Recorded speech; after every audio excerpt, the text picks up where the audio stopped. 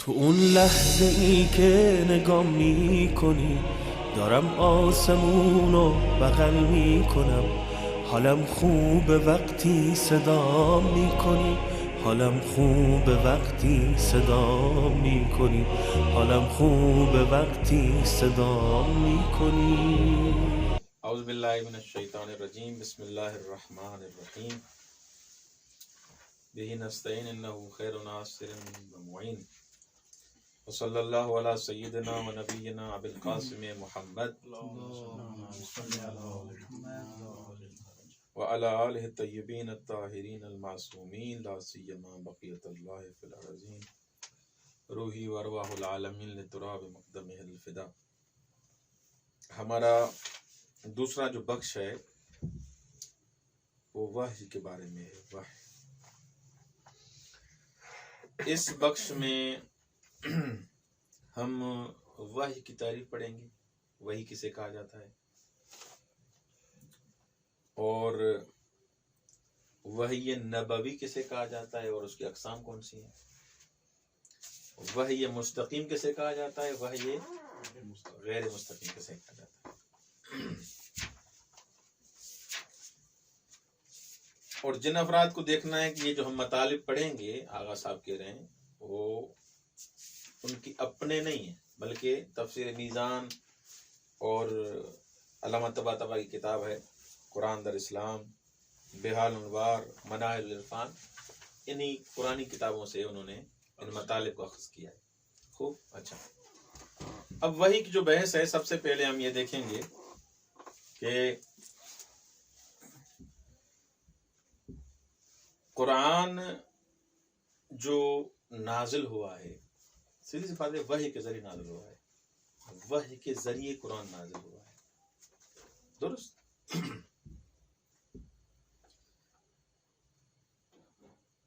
معنی لغوی اس کا کیا ہے، لغوی معنی اس کا کیا ہے، اصطلاحی معنی اس کا کیا ہے، درست؟ وحی لغت میں کہتے ہیں مصدر ہے، وحیٌ، وحیٌ مصدر ہے فعل وحا یحی۔ ابن منظور لسان العرب میں کہتا ہے کہ وحی کا معنی ہے اشارہ، لکھنا، خط اور چھپا ہوا پیغام، چھپا ہوا کلام، وَكُلُّ مَا أَلْقَيْتَهُ إِلَىٰ غَيْرِكَ، ہر وہ چیز جو دوسرے کی طرف القاء کرو، پہنچاؤ، اس کو بھی وحی کہا جاتا ہے، دوسرے تک پہنچاؤ۔ وَحَا إِلَيْهِ وَأَوْحَا، وَحَا إِلَيْهِ وَأَوْحَا، یعنی اس کی گفتگو ایسے ہی تھی کہ دوسروں سے چھپی ہوئی تھی۔ وحا الیہ اوحا، وحا الیہ و اوحا، اس کی گفتگو ایسے تھی کہ دوسروں سے چھپی ہوئی تھی۔ بس لغوی معنی کیا کیا ہوا؟ الاشارہ والکتاب والرسالہ والالہام والکلام الخفی وکل ما القیتہ الی غیرک، یہ عربی معنی، اردو بھی بتا دیا، فارسی بھی بتا دیا، درست؟ اچھا، راغب اصفہانی ہمارے یہاں بڑے ایک علوم قرآن کے حساب سے، مفردات راغب اصفہانی آپ نے سنا ہے نام، ایک بڑے مصنف شمار ہوتے ہیں۔ وہ معنی کرتے ہیں کہ ریش وحی بمعنی اشارہ تند و سریس، جو سری اشارہ ہو، ہاں، اس کو کیا کہا جاتا ہے؟ وحی کہا جاتا ہے۔ اسی وجہ سے ہر وہ کام جو سرعت سے اس کو انجام دیا جائے، اس کو وحی کہا جاتا ہے۔ اب یہ کہتے ہیں کہ ہو سکتا ہے یہ امر ممکن ہو رمز و کنایے سے یا بغیر رمز و کنایے کے، صدا سے، آواز سے۔ علامہ طباطبائی رحمۃ اللہ علیہ کا نظریہ اس میں، آغا معتقد ہیں کہ از موارد استعمال وحی استنباط می شود که القاء معنی به طوری که بر غیر مخفی بمانات وحی است. یعنی وحی کے استعمال سے آقا کہہ رہے ہیں کہ مجھے پتا چل رہا ہے، استنباط ہو رہا ہے کہ وحی کا مطلب یہ ہے کہ معنی کو اس طریقے سے القاء کرنا کہ کوئی اور نہ دیکھ سکے، دوسروں سے چھپا ہوا ہو، اس کو وحی کہا جاتا ہے. بے طوری کی از دیگران مخفی بمانت،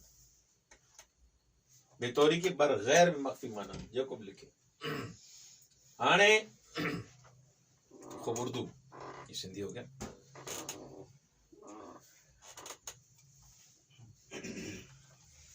لکھ لیا؟ اچھا، آتے ہیں پھر ان کو چھوڑ کے اب آتے ہیں معنی اصطلاح کی طرف. قرآن با در نظر گرفتن معنی لغوی وحی اتصال غیبی خدا با پیامبرانش را وحی نامیده است. وحی اصطلاح کی تعریف لکھنی ہے تو یہ ہے وحی اصطلاحی یعنی ارتباط معنوی اور غیبی خدا کا اپنے پیغمبروں کے ساتھ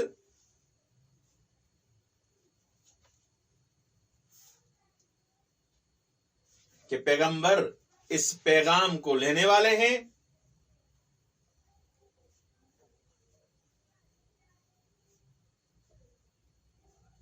اور یہ ایسا پیغام ہے کہ ان پیغمبروں کے علاوہ کوئی اور نہیں لے سکتا.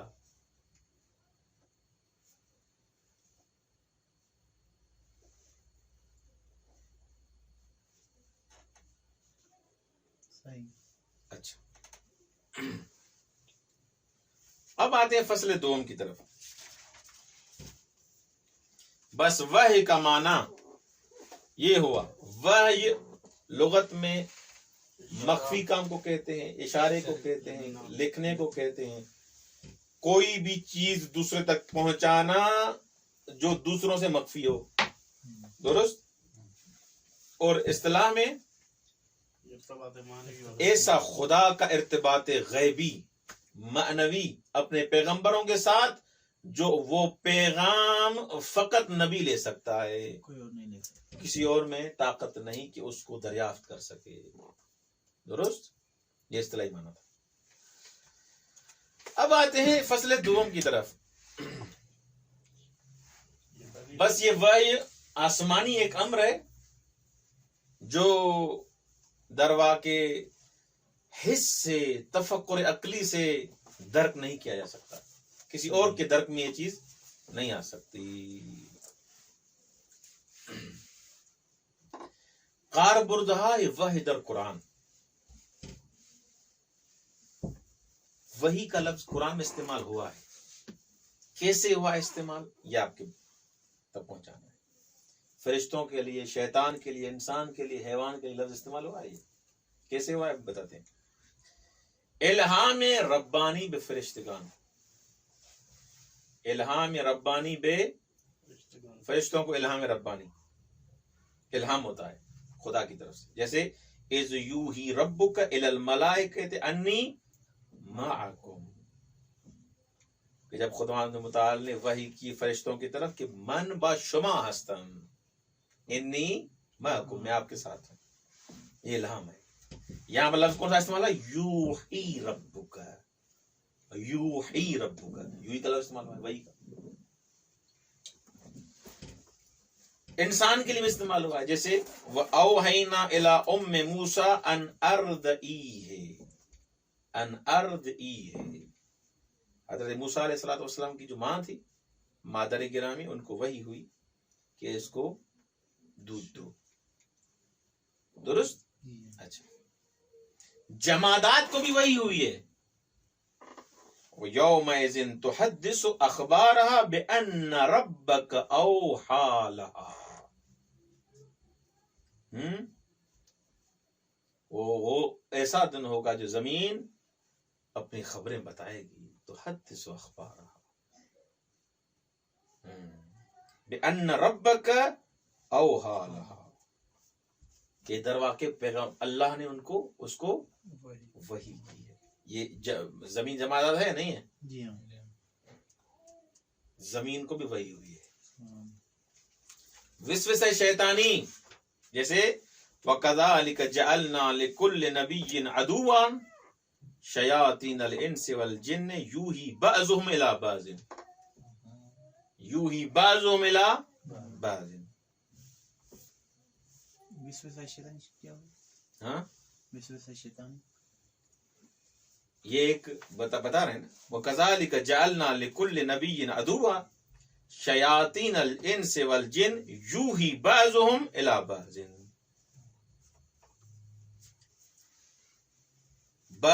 بعض کو شیطانوں میں سے بعض کو فریب کی خاطر کیا کرتے تھے؟ وہی کرتے تھے. وہ ایسے مزیدار کلام ان کو القاء کرتے تھے تو وہ گمراہ ہوتے تھے. وَإِنَّ الشَّيَاطِينَ لَيُوحُونَ إِلَىٰ أَوْلِيَائِهِمْ لِيُجَادِلُوكُمْ. شیطان اولیاء الہی کو وسوسہ کرتے ہیں. یہاں وہ کس معنی میں ہے؟ وسوسہ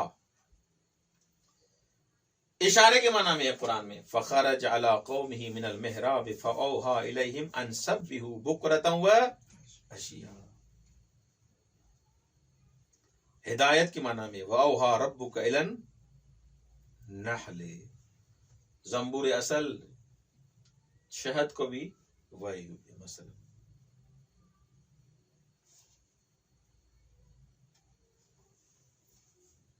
یہ بھی بات ختم ہو گئی. فصل سوم وحی کبھی وسوسے کی معنی میں ہے، کبھی القاء کی معنی میں ہے، کبھی ہدایت کی معنی میں ہے، کبھی پیغمبروں کے لیے استعمال، کبھی اشارے کی معنی میں. درست. لیکن مشہور ترین وحی کون سی ہے جو زیادہ استعمال ہوتی ہے؟ ہاں شائع ترین کاربرد وحی پیغمبران. واضح ہو گیا. قرآن کریم میں شائع طریقے سے جو لفظ وحی استعمال ہوا کس کے لیے ہوا ہے؟ پیغمبروں کے لیے ہوا ہے. کہ کہہ رہے ہیں کہ قرآن کریم میں یہ وحی کا لفظ اس کے مشتقات تقریباً 70 دفعہ 70 بار 70 دفعہ فقط پیغمبروں کے لیے لفظ استعمال ہوا ہے.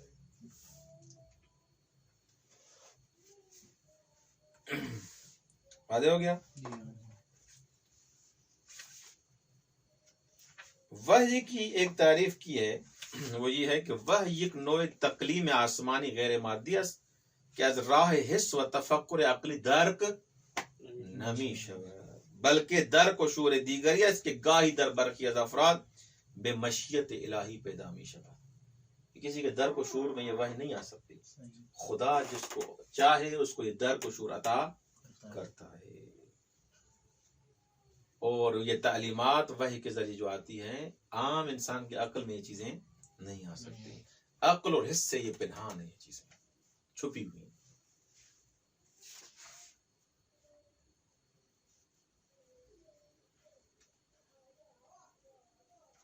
اچھا ان هو الا رجل به جنۃ فتربصوا به حتى حين.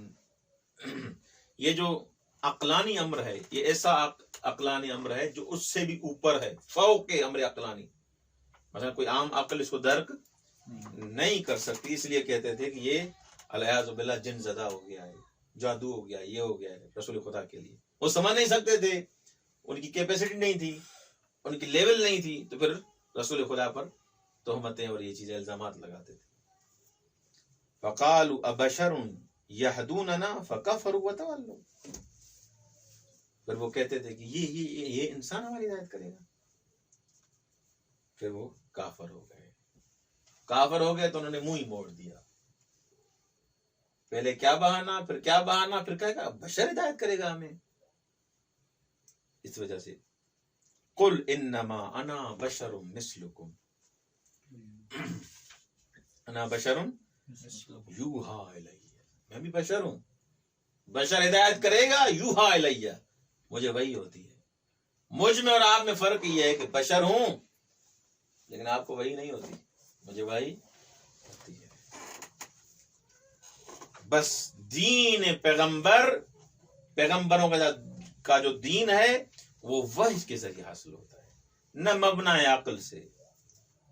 کسی عقل نے متولد نہیں کیا دین کو، بلکہ یہ عقل کہ اس میں آ ہی نہیں سکتا، بلکہ سر چشمے وحی ہے یہ دین، وحی کے ذریعے آتا ہے. وما ينطق عن الهوى ان هو الا وحی یوحی. اقسام وحی نبوی، اقسام وحی ارتباط غیبی میان پیغمبران خداوند کے اندر وحی میں نہیں بنا پر نص قرآن بے سے صورت امکان پذیر ہے. اب آگا وحی کا پتہ چل گیا. قرآن میں سب سے زیادہ 70 دفعہ تقریباً وحی کا لفظ پیغمبروں کے لیے استعمال ہوا ہے. اب یہاں پر بحث یہ ہے کہ یہ ارتباط کیسے ہوتا ہے. وہی کس طرح آتی ہے؟ ہاں یہ وہی ارتباط، یا آپ جو کہہ رہے ہیں ہم بھی نہیں دے سکتے، کوئی اور بھی نہیں دے سکتا، کسی کوئی درک بھی نہیں کر سکتا، یہ کیسے ہوتا ہے؟ کہہ رہے ہیں 3 طریقوں سے. نص قرآن سے ثابت ہے. وما كان لبشر ان يكلمه الله الا وحيا او من وراء حجاب او يرسل رسولا. 3 چیزیں. وما كان لبشر ان يكلمه الله الا وحيا او من وراء حجاب او يرسل رسولا. ایک ڈائریکٹ اللہ کا واسطہ نبی سے، ہاں یکلم اللہ، بی واسطہ مستقیم ڈائریکٹ رابطہ. دوسروں میں کیا ہے؟ 2 جو دوسرے ہیں اس میں واسطہ ہے. ورائے حجاب، حجاب ہوتا اس حجاب سے. اچھا یعنی وہ جو واسطہ ہوتا ہے ورائے حجاب، یعنی حجاب. اب اس کی جو بھی تفسیر کریں آپ، دیوار، درخت، وہ خود اللہ کا کلام مثلا ڈائریکٹ مستقیم وہ نہیں ہوتا.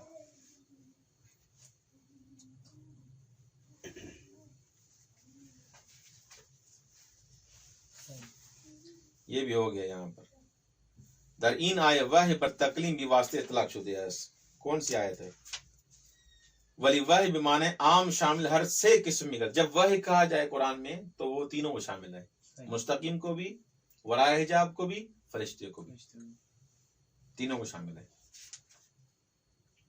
گفتار خدائی کے ہیچ واسطے میان خدا و خلق نہ باشد. ایک گفتار خدائی کے از پشت حجاب شنید مانند شجر طور موسیٰ خدا رامی شنید.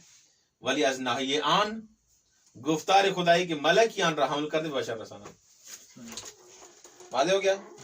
3 قسمیں آغا چاچا، 3 قسمیں. ڈائریکٹ خدا سے کلام، ورائے حجاب یعنی مثلا درخت سے، جیسے شجر طوبہ سے ہوا حضرت موسیٰ علیہ السلام. تیسرا ہاں فرشتہ لے کے آئے گا، یہ وہی ہے.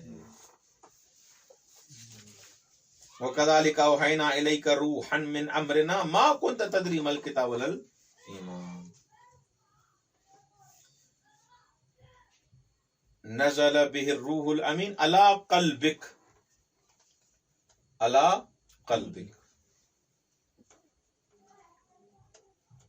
بس یہ 3 چیزیں آپ ذہن میں رکھیں، باقی ان کو چھوڑیں. گزیدہ مطالب بھی اس کو بھی دیکھ لیجئے گا آپ. اب آتے ہیں وحی مستقیم کی طرف. وحی کے آپ اس میں آ گئے. دیکھیں وحی کا معنی، وحی اشارات، کتابت، اشارے پنہان، کوئی مطلب القاء کرنا. درست. وحی کی تعریف کہ ایک ایسا مطلب جو پیغمبروں کو بھیجا جاتا ہے وہ عام آدمیوں کی عقل اور حس سے مخفی ہوتا ہے. پھر وحی کی تعریف کی، اور تعریف کے بعد پھر اقسام بنائی. 3 طریقوں سے یہ وحی ہو سکتی ہے: مستقیم، غیر مستقیم. مستقیم ہوتی ہے بالآخر خدا تکلم کرتا ہے. غیر مستقیم حجاب یا غیر حجاب. حجاب جیسے شجر طوبہ، غیر حجاب جیسے فرشتہ آتا ہے، نازل ہوتا ہے، تمہارے لیے بیان کرتا ہے. واضح ہو گیا؟ یہ ٹوٹل خلاصہ ہوا. اچھا وحی مستقیم. اگر وحی مستقیم کیسے ہوتی ہے؟ وحی مستقیم، وحی مستقیم اللہ ڈائریکٹ رابطہ کرتا ہے. یہ کیسے ہوتا ہے؟ ہمیں تو سمجھ میں نہیں آتا. وحی مستقیم جو بیان کریں گے ہم سنتے جائیں گے. درست. آیت اللہ جواد عاملی حفظ اللہ کے بقول. صحیح. جنت کیسے ہے؟ جہنم کیسے؟ ہماری عقل درک کر سکتی ہے؟ نہیں برزخ نہیں. کیوں؟ آگے رہے کہ ماں نہ رفتیم کہ ببینیم کہ بہشت چطوره هرچی انبیاء و اولیاء گفتن ما پذیرفتیم. بس یہ جنت و برزخ و یہ ٹوٹل کیا ہے؟ دلیل ہے نقلی سے ثابت ہے، روایات سے. میں نہیں کہہ سکتا کہ بہشت میں ایسا ہوگا. بھئی کیسے ہوگا؟ کہاں سے سمجھا تم نے؟ میں سمجھ رہا ہوں. اچھا وحی مستقیم آگا دشوار ترین نوع وحی مستقیم ہو دیا. یعنی ہنگامی کے پیغمبر می خواہد با ہمیں وجود خیش بھی ہیچ واسطے با مبدع ہستی ارتباط برقرار کند این امر گرچه واقع در وهم ما نمی گنجد اما تصور و تصدیق گران بار بودن عام. پس از بیان قرآن کریم و آیات فرعون مشکل نیست. کہہ رہے ہیں کہ سب سے مشکل جو وحی ہوتی تھی وہ وحی مستقیم ہوتی تھی. کہاں سے آپ سمجھے؟ خود پیغمبر نے بتایا. ہمیں تو پتہ ہی نہیں کہ وحی کیا ہوتی ہے، ہمیں تو خود انہوں نے بتایا کہ وحی کیا ہوتی ہے. آگا یہ وحی مستقیم کس کو ہوگی؟ یہ تو پہلے ہم ثابت کر کے آئے. کس کو ہوگی؟ جس کی روح اس عظیم مرتبے تک پہنچی ہوگی، وہ پیغمبر ہی ہوگا. اور پیغمبروں میں بھی رسول خدا ہو ایک روح فوق العادہ اس کے پاس ہو، جو روح جو خدا سے اس انداز سے بات کر سکے. اساساً چون عاشقی را قابلیت لازم است ہر کسی نمی توانستی از خود را در شعاع وحی قرار دے. وہ وہاں جو نظام ہے وہ وہاں پر ہم کیا ہو جائیں گے؟ حضرت موسیٰ علیہ السلام ہی در ہی تین امر عظیم واقع شد با وجود ان سنگینی وحی چنان است کہ پیغمبر نیز به سختی آن را برنیم تابد. اتنی سخت ہے وحی مستقیم. امین الاسلام تبرسی سورہ مزمل کی آیت نمبر 5 کے ذیل میں فرماتے ہیں، روایت نقل کرتے ہیں کہ حارث بن ہشام از پیغمبر پرسید وحی چگونه بر شما نازل می شود؟ پوچھا اس نے. فرمود گاهی مانند بانگ جرس می آید و این شدید ترین حالت وحی بر من است که مرا کوفته و خسته می کند. رسول خدا کہہ رہے ہیں مرا کوفته و خسته می کند و در عین حال همه گفته ها را حفظ می کنند. سخت ہوتی ہے لیکن پھر بھی مجھے ہر چیز یاد ہوتی ہے. و گاہ فرشتے به صورت مردی متمثل شده آنچه میگوید حفظ میشوند. یتشکل باشکال مختلفہ، ایک فرشتہ آتا ہے ایک انسان کی شکل اپناتا ہے، جو وہ کہتا ہے میں یاد کر لیتا ہوں. درست. عبداللہ بن عمر کہتا ہے کہ وحی کے بارے میں رسول خدا سے میں نے پوچھا، گفت کہ صدای زنگ ها میشنوم، گھنٹیوں کی آواز، در آن ہنگام کاملا ساکت میشوم، میں چپ ہو جاتا ہوں. هیچگاه به من وحی نمیشود جز آن که گمان میکنند جانم را از کالبد خارج میسازند. جب وحی آتی ہے مجھے لگتا ہے کہ میری جان نکل رہی ہے. اللہ اکبر، گران و سنگین. امام صادق علیہ السلام زرارہ روایت کرتا ہے امام صادق سے کہ جعلت فداک الغشیہ التي تصیب رسول اللہ، الغشیۃ التي تصیب رسول اللہ اذا نزل علیہ الوحی فقال ذلك اذا لم يكن بینه وبین اللہ احد ذاک اذا تجلی اللہ له. فدای شوم آن بیهوشی که هنگام نزول وحی بر پیامبر عارض می گشت. چه بود؟ وہ کیا تھا؟ فرمود این زمانی بود که میان او و خداوند واسطه نبود، فرشته نبود، ملک نبود. این هنگامی بود که خدا با عظمت و جلال خود را خود بر او تجلی می نمود. اور یہ تحمل فقط نبی میں تھا اور کسی میں نہیں تھا. تجلی پروردگار کو حمل کرنا، تحمل کرنا کسی عام انسان کی بس کی بات نہیں ہے. از عایشه نقل شده است که در یک روز بسیار سرد بر آن حضرت وحی نازل شد. پس از قطع عرق از پیشانی حضرت جاری بود. سردی تھی بہت، سردی کا موسم تھا، وحی نازل ہوئی، رسول خدا پسینہ پسینہ تھے. سردیوں کے موسم. ان سب روایات سے روایت پڑھی ہم نے 3-4 پتہ چلتا ہے کہ وحی کتنی سنگین ہوتی تھی جب وحی ہوتی تھی، نازل ہوتی تھی.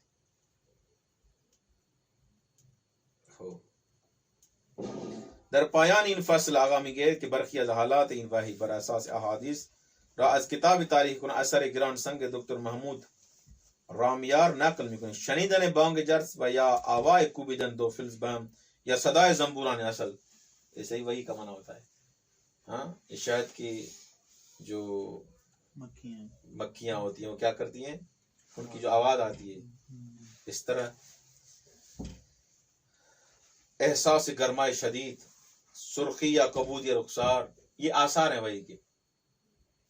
منہ کا سرخ ہو جانا، رخساروں کا سرخ ہو جانا، بیہوشی، تحمل رنج شدید. پیامبر گاه چنین سنگین میشد که چار پایی که سواران بود از رفتن باز میماند. اتنی وحی سنگین ہوتی تھی، جس جانور پہ رسول خدا سوار ہوتے تھے وہ چل نہیں سکتا تھا، اتنی سنگینی ہوتی تھی وحی. دیکھیے معنی بھی تو نہیں، کیا تھا کیسے تھا، جب اس کا پتہ نہیں تو اس کا کیسے پتہ. بہرحال یہ وہ چیزیں جو خود رسول خدا نے ہمیں بتائی ہیں، اسی لیے ہم بھی بیان کر رہے ہیں، ورنہ عام بشر کی بس کی بات نہیں کہ ان چیزوں کے بارے میں گفتگو کر سکے. فصل پنجم، یہ تھی وحی مستقیم. درست نقشہ بنایا. وحی کا لغوی معنی، وحی کا اصطلاحی معنی. وحی کی تین قسمیں، وحی مستقیم، وحی غیر مستقیم. غیر مستقیم میں پھر دو. درست. اب آئیں فصل پنجم میں وحی غیر مستقیم. وَإِنَّهُ لَتَنزِيلُ رَبِّ الْعَالَمِينَ نَزَلَ بِهِ الرُّوحُ الْأَمِينُ عَلَى قَلْبِكَ لِتَكُونَ مِنَ الْمُنذِرِينَ. خوب، نزل به الروح الامین، دل پر کون نازل ہوا؟ نور روح امین. پیامبر با تمام روح و روان خیش وحی را دریافت میں کرتے ہیں. پوری جان کے ساتھ، روح کے ساتھ رسول خدا وحی کو دریافت کرتے تھے.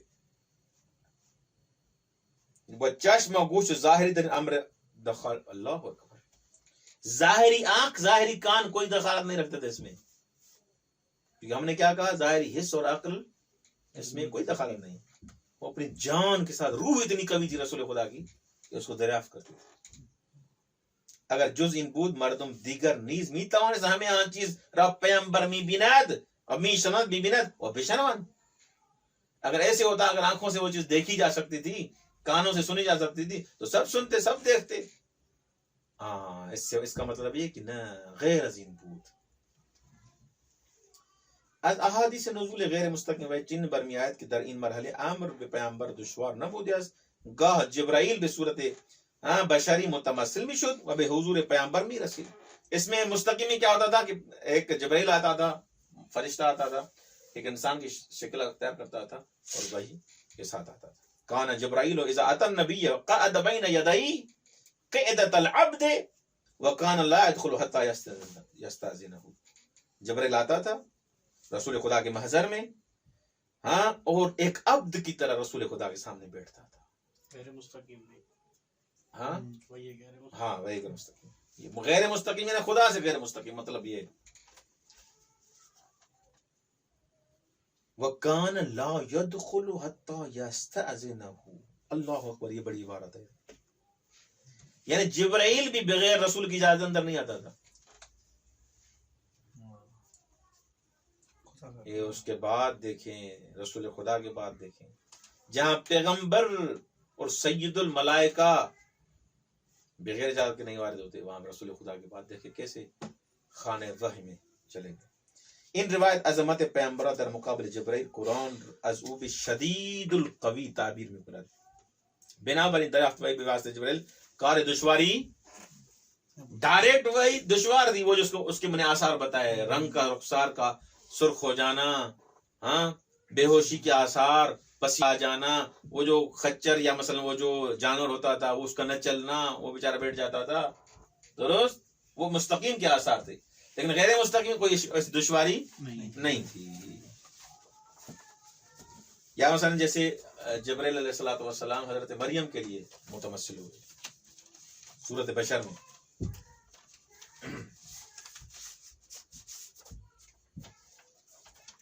کہہ رہے نہیں آغا صاحب یہاں کہہ رہے ہیں در قرآن کریم بے تمثل جبرائیل بے صورت بشر برا حضرت مریم تصریح نہ شد کہ مثلا کیسے حضرت جبرائیل علیہ السلام کس انداز سے آئے تھے وہ بیان نہیں ہوا، لیکن رسول خدا کے لیے بیان ہوا ہے.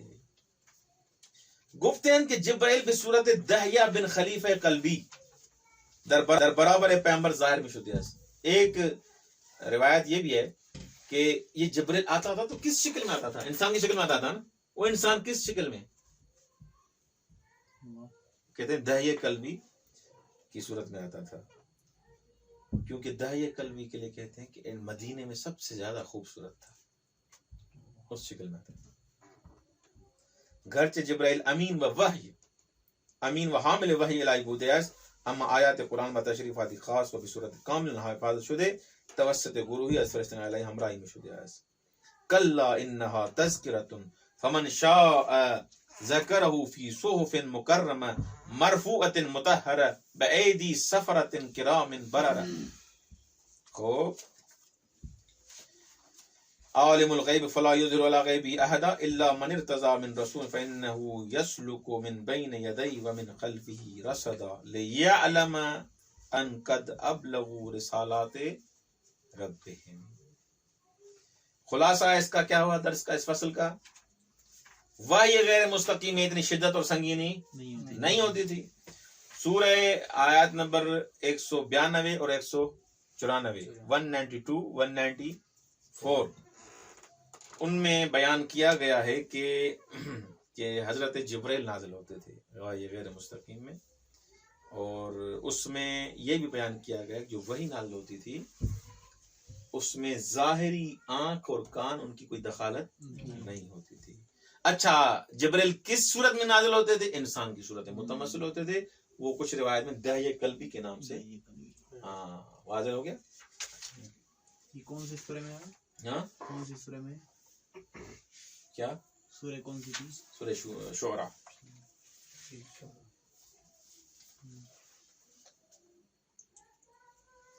بخشش سے نزول قرآن. اس بخش میں کیا پڑھیں گے ہم؟ نزول قرآن میں کیا پڑھیں گے؟ قرآن کس طرح نازل ہوا، قرآن کا نازل ہونا، اسباب نزول، آیا سورہ کسے کہا جاتا ہے اور مکی مدنی کسے کہا جاتا ہے. درست. سب سے پہلے اجمالی طریقے سے یہ سمجھائیں کہ نزول قرآن کیا ہوتا ہے.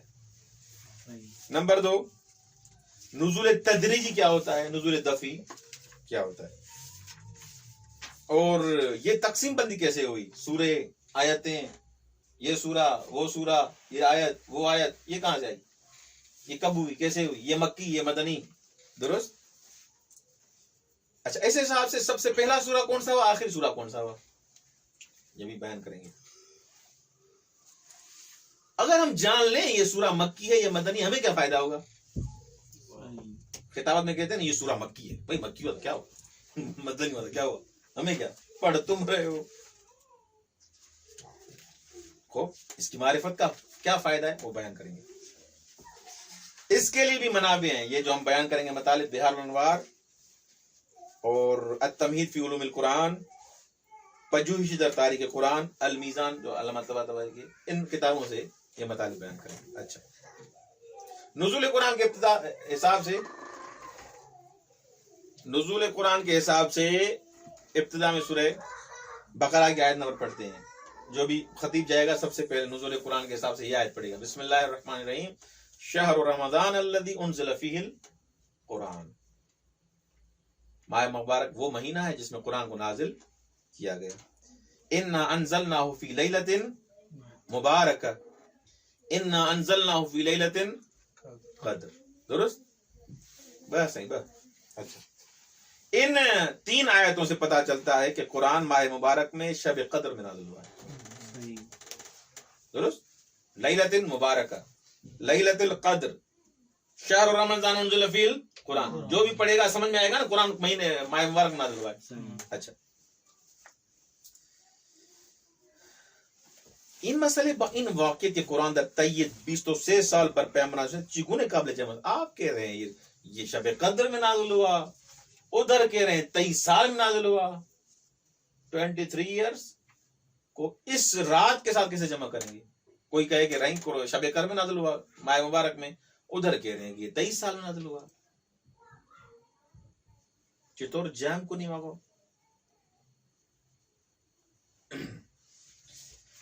شاید یہ احتمال ہو کہ قرآن کے نزول بہت تھے، کئی دفعہ صحیح. اس کے زیادہ دفعہ قرآن نازل ہوا ہے، پھر یہ 23 دفعہ ایسے ہوا، یہ مانا کر سکتے ہیں. اچھا بس، یا ایسے کہتے ہیں نہیں یہ 23 سال میں آہستہ آہستہ آہستہ نازل ہوا، لیکن اس رات میں پورا آیا، لیلۃ القدر میں پورا آیا نزول دفعی، اور 23 سال میں نزول تدریجی. درست، ایسے بھی جمع کیا جا سکتا ہے. لیلۃ القدر میں پورا قرآن نازل ہو گیا، 23 سال میں کبھی آیت کبھی سورت، کبھی آیت کبھی سورت اکٹھا ہوتے پورا ہو گیا. درست. نزول دفعی اور نزول تدریجی کو سمجھیں گے تو اس کا جواب بھی ہمیں مل جائے. کہہ رہے ہیں کہ آیات سے اور احادیث سے میں پتہ چلتا ہے، وہ امامیہ کی روایات ہیں، شیعہ حیدر کرار کی روایات ہیں. یہ جواب دے رہے ہیں اس کا. جی یعنی نزول دفعی کو سمجھا رہے ہیں کہ قرآن کا نزول بیت المعمور پر ہوا. بیت المعمور کہاں ہے؟ چوتھے آسمان پر. چوتھا آسمان کہاں ہے؟ پٹنی کی اس سائڈ ہے یا سکھر کی اس سائڈ ہے؟ ہمیں نہیں پتا، نہ آسمان چاروں کا پتا ہے نہ بیت معمور کا. اتنا پتا ہے کہ یہ چوتھے آسمان پہ بیت المعمور ہے، چوتھا آسمان ہے، وہاں بیت المعمور ہے. پہلی دفعہ قرآن وہاں نازل ہوا. درست. علامہ طباطبائی کہتے ہیں، ان کا نظریہ یہ ہے کہ استدبر در آیات تے مربوط بنزول قرآن در شب مبارک قدر از ماہ رمضان و تعبیر انزال در ہر سے آئے در مقابل تنزیل برمی آئے کہ نزول دفعی از قرآن مراد است. باب تفیل برائے کثرت بخلاف باب افعال. تنزیل یعنی کثرت، زیادہ نازل ہونا، انزال یعنی ایک دفعہ. درست. آغا صاحب آگے طباطبائی کیا کہنا چاہتے ہیں رحمت اللہ علیہ؟ آغا فرماتے ہیں کہ قرآن دارائے حقیقت یس فوق فہم عادی، عام انسان کے سمجھنے کی بات نہیں ہے. فہمی کے محکوم بتفصیل و تدریج از آئے اول سورہ ہود چین حقیقت استفادہ میں کتاب احکمت آیاتہ ثم فصلت من لدن حکیم خبیر. در آئے احکام در مقابل تفصیل قرار گرفتے و معنایا عدم تفصیل است، یعنی قرآن در یک مرحلے اجزاء و فصول نہ داشتے. قرآن جب پہلے نازل ہوا تو اس کے اجزاء، فصل، صورتیں، آیتیں نہیں تھی، ایک حقیقت تھی، اس انداز سے نازل ہوا. و ان تفصیل و جزیات آیات اکنون در قرآن مشاہدے میں کنن کہ ابھی جو ہمارے پاس یہ قرآن ہے، جو ابھی آیتیں اور قرآن اور یہ وہ سارا کچھ آپ دیکھ رہے ہیں، پس از مرحلے کام بودے اس کے بعد کا مرحلہ آئیے. در آیات 50 سے اعراف و 39 یونس نیز تفصیل کتاب در مقابل تعویل ان قرار گرفتے وز آنها استظہار می گردد کہ تفصیل عارض بر کتاب است و تکذیب قرآن سوی برقی بدان خاطر بودے کہ تعویل یعنی حقیقت آن را درک نہ کر دیں. جھٹلا دے کیوں تھے کچھ افراد؟ کیونکہ اس حقیقت کو درک ہی نہیں کر سکتے تھے. و در قیامت بیان گاہ می شوند واز ہمیں ان آیات واضح تر آئے سورہ زخرف حامیم والکتاب المبین انا جعلناہ قرآنا عربیا لعلکم تعقلون وانہ فی ام الکتاب لدینا علی حکیم. ابھی تک یہ علامہ کی عبارت چل رہی ہے. ان آیات بیان کر نام رس کی کتاب مبین در ام الکتاب لفظ عربی نہ بودے، عربی میں نہیں تھا. و تفصیل و اجزاء نہ داشتے، اس کی سورہ جز آیاتیں نہیں تھیں. و تنہا برائے فہم بشر بلسان عربی درآمد. یہ تو آپ کو سمجھانے کے لیے عربی میں نازل ہوا ہے، وگرنہ اس کی کوئی زبان نہیں تھی. اس زبان فقط پیغمبر ہی سمجھ سکتا ہے. یہ آپ کو اور ہمیں سمجھانے کرے لعلکم انا، ہم نے اس قرآن کو نازل کیا قرآن عربیہ تاکہ آپ سمجھ سکیں، وگرنہ قرآن کی کوئی زبان تھی کیا؟ قرآن در مرحلہ تنزیل نسبت بے کتاب مبین بمنزل لباس نسبت بے متلبس اور مثال نسبت بے حقیقت است.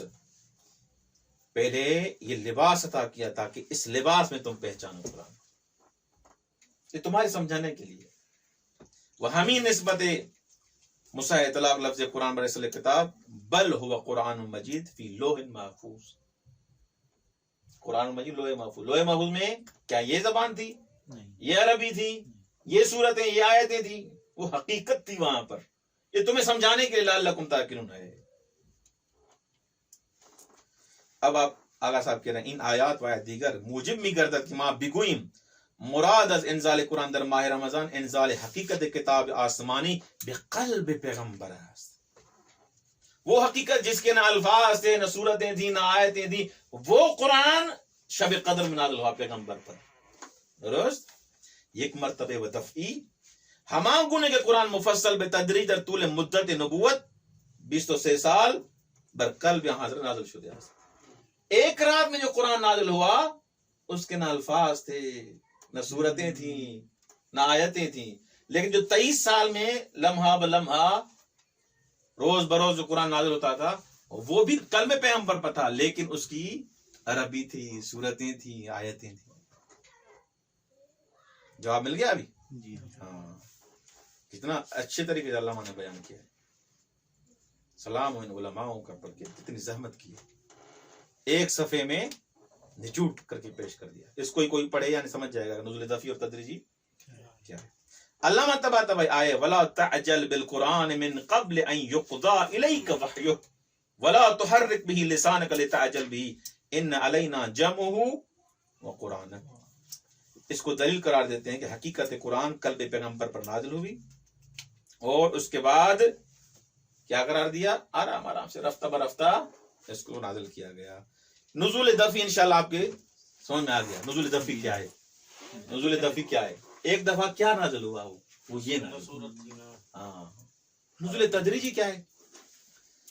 تدریجی کے لیے کہہ رہے ہیں کہ تاریخ کی حساب سے ہم بحث نہیں کرتے کس تاریخ کو نازل ہوا یہ آیت، کس آیت کو یہ سورہ نازل ہوا، اس کے بارے میں ہم گفتگو فعلاً نہیں کر رہے. آغا محترم ہاں. وقرآناً فرقناہ لتقرأہ علی الناس علی مکث ونزلناہ تنزیلا. قرآن کو ہم نے بخش بخش کر کے نازل کیا. وقرآناً فرقناہ، فرقناہ یعنی بخش بخش. اتنی باعظمت قرآن کو ہم نے کیا کیا؟ فرقناہ یعنی بخش بخش، حصہ حصہ کر کے نازل کیا. لتقرأہ علی الناس تاکہ لوگوں کے لیے اب پڑھو. وہ حقیقت تو ان کو نہیں بتا سکتے نا، کسی میں دم ہی نہیں ہے کہ اس حقیقت کو برداشت کر سکیں جو اصلی حقیقت قرآن کی ہے. ان کو سمجھانے کے لیے اس کو قالب، اس کو لباس عربی دینا پڑے گا تاکہ یہ سمجھے. لعلکم تعقلون. وہ حقیقت ان کو دو گے تو یہ اصلاً تحمل ان میں نہیں ہے. وَنَزَّلْنَاهُ تَنزِيلًا. نزلناہ تنزیلا جو علامہ طباطبائی نے کہا. تنزیل یعنی کثرت، جا بجا، سورہ آیا آیا. درست. وقال الذين كفروا لولا نزل عليه القرآن جملة واحدة. کیا ہے؟ وہ جو کافر ہو گئے تھے نا انہوں نے کیا کہا؟ کیوں قرآن ایک جگہ نازل نہیں ہو رہا؟ کبھی وہاں آیت نازل ہو رہی ہے، کہاں وہاں سورت، کبھی وہاں سورت نازل ہو رہا ہے. ہو کیوں؟ اس کا مطلب یہ ہے کہ قرآن ایک جگہ نازل نہیں ہوا، سورہ بسورہ، آیت بآیت. اس سے واضح ہے کہ قرآن ایک دفعہ نازل نہیں ہوا. اسی وجہ سے تو انہوں نے اعتراض کیا تھا. اگر ایک دفعہ نازل ہوتا تو کافر اعتراض کیوں کرتے؟ بس یہ قرآن نزول قرآن تدریجی پر دلالت ہے. دو آیتیں کون سی؟ ایک وہ قرآن فرقناہ لتقرأہ علی الناس، سوال امتحانی. یہ جو آیت ہے کس نزول پہ دلالت کر رہی ہے؟ وقال الذین لولا نزل علی القرآن جملۃ واحدہ، یہ کس پر دلالت کرتی ہے؟ تدریجی پر. یہ بھی تدریجی ہے. دفعتاً واحدہ وہ پہلا بخش تھا. انا انزلناہ فی لیلۃ القدر، انا انزلناہ فی لیلۃ مبارکہ، ہاں شہر رمضان الذی انزل فیہ القرآن. یہ نزول دفعی تدریجی پہ یہ آیتیں تھیں جو دو آیتیں پڑھی ہیں. اچھا اب اسرار کیا ہیں؟ تدریجی تو ہوا. راز کیا ہے؟ اگر تدریجی کیوں ایک دفعہ قرآن نازل ہو جاتا ایک دفعہ ہی نازل ہو جاتا پھر آرام آرام سے بیان کرتے. درست کہ ایک مجموعہ مدون کتاب کی صورت میں نازل ہو جاتا. لوگوں کے لیے کیا ہوتا؟ تدریجی صورت میں کیا ہے. درست کہہ رہے ہیں کچھ حکمتیں ہیں. یہ حکمتیں پڑھ کے بس ایک صفحہ ختم کرتے ہیں. 2 حکمتیں ہم پڑھتے ہیں. قرآن در پاسخ بے اعتراض کافران کے گفتن لولا نزل علیہ القرآن جملۃ واحدہ. جواب آیا کذالک لنثبت به فؤادک. نثبت به آپ کے قلب کو کیا کریں؟ استوار کریں، مضبوط کریں. جب انہوں نے اعتراض کیا، کس نے؟ کافر نے. لولا نزل علیہ القرآن جملۃ واحدہ کہ اگر یہ وہ ہے تو پھر یہ قرآن ایک جملے میں کیوں نازل نہیں ہو رہا؟ قلب کو مضبوط کرنا. ہاں. نزول تدریجی آیات مقصود اندر موقعیت ہے بورانی و در ہنگام ہے جنگ ہا تنگنا ہا بہترین دل گرمی و پشتوانے پیغمبر بود. پیغمبر کے لیے جب تبلیغ کرتے تھے، جب لوگ تکلیفیں دیتے تھے تو وہی نازل ہوتی تھی. پیغمبر ہم آپ کے ساتھ ہیں. اس لیے قرآن تدریجی نازل ہوا. بدون شک کہ اگر ہمیں آیت کہ بے حضرت توصیہ صبر و پائیدار می کر یک بار نازل مشد تاثیر نزول ہمان آیت رب ہنگام خطر و مواجہ نہ داشت. جہاں جہاں خطرہ ہوا، جہاں جہاں پیش نہ آتی وہاں وہاں آیت نازل ہوئی. یہ ایک بہترین مسئلہ ہے. مثلا وقتی گفتار گمراہن ممکن بود خاطر پیغمبر را آزرد سازد آئے نازل مشد. وہ جو گمراہ ہوتے تھے رسول خدا کو تنگ کرتے تھے، اذیتیں دیتے تھے، وہاں آیت نازل ہوتی تھی. فلا يحزنك قولهم انا نعلم ما يسرون وما يعلنون. ان کا قول تمہیں کیا دکھ دے گا، ہمیں تو پتا ہے. یہ جو سامنے کہتے ہیں وہ بھی پتا ہے، جو دل میں رکھتے ہیں وہ بھی پتا ہے. چھوڑ دو ان کو. وَلَقَدْ كُذِّبَتْ رُسُلٌ مِّن قَبْلِكَ فَصَبَرُوا عَلَىٰ مَا كُذِّبُوا وَأُوذُوا حَتَّىٰ أَتَاهُمْ نَصْرُنَا. رسول خدا کو جب اذیت دیتے تھے، رسول خدا کو العیاذ باللہ جب جھٹلاتے تھے، قرآن کی آیت نازل ہوتی تھی. اے پیغمبر فقط تمہیں اذیت نہیں دے رہے، یہ پہلے پیغمبر ہوتے تھے ان کو بھی اذیت دیتے تھے. صبر کرو. اور جیسے پہلے پیغمبروں نے صبر کیا تھا ان کو بھی جھٹلایا گیا تھا. اور یہ یاد رکھو حتی آتاہم نصرنا، ہم نے ان کی بھی مدد کی تھی، آپ کی مدد کریں گے. یہ قرآن وہ بھی قلب پیغمبر پر جب ایسے نازل ہو تو کتنی ڈھارس ہے، کتنا اعتماد انسان کا. بس تکرار نزول کیا تدریجی کا کیا سبب تھا؟ اطمینان بخش، تثبیت قلب پیغمبر، ہاں قوت قلب، استحکام. دوسرا سبب وَقُرْآنًا فَرَقْنَاهُ لِتَقْرَأَهُ عَلَى النَّاسِ عَلَىٰ مُقْسٍ.